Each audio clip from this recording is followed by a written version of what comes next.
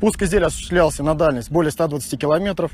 Особенностями его применения стала высота стартовой позиции свыше 1000 метров над уровнем моря, повышенная температура даже в утренние часы свыше 36 градусов.